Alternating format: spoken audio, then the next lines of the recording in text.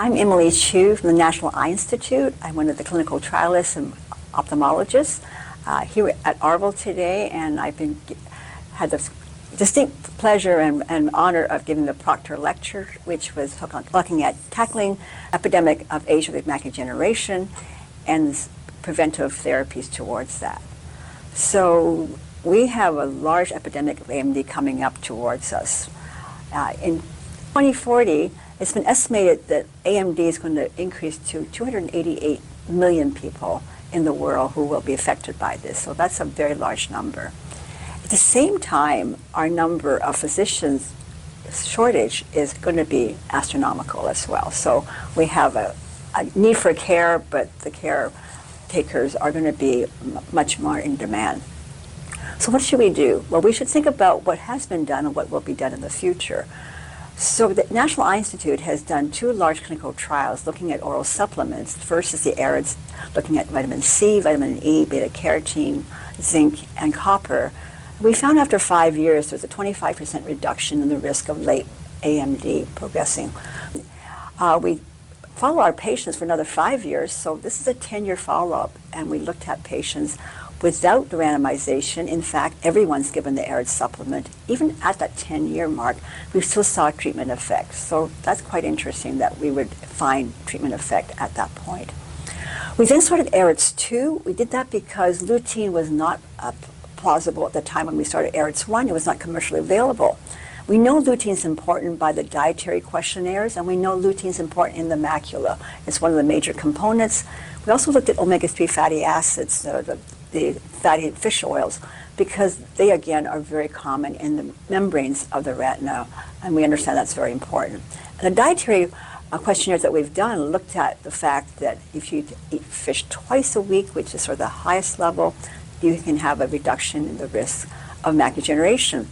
And so we want to test that theory. So AREDS 2 was done looking at fish oils and lutein.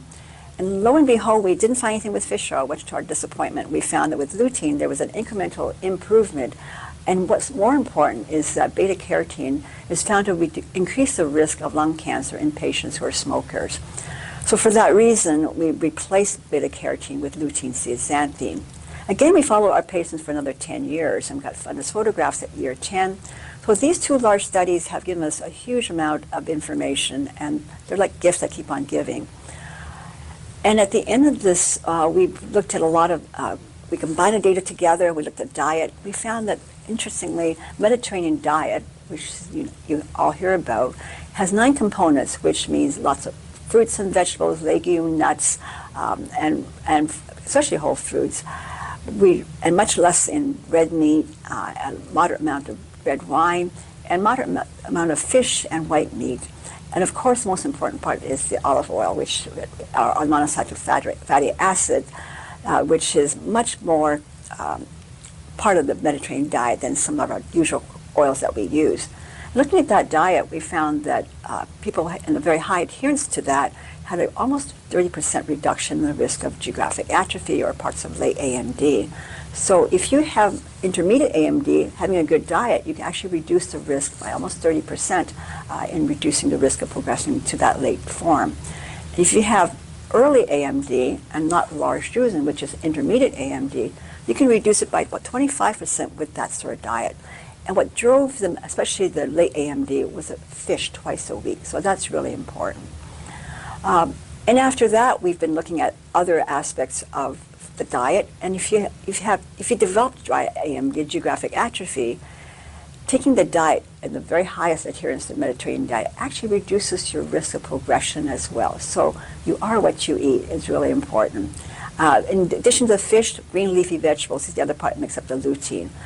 Spinach, collard green, those are really important things that we have to think about. Even our government, I work for the government, but the government itself has had a White House conference on hunger and food and realized that food is really important.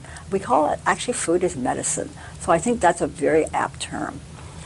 So what else can we do to look at what we can help prevention?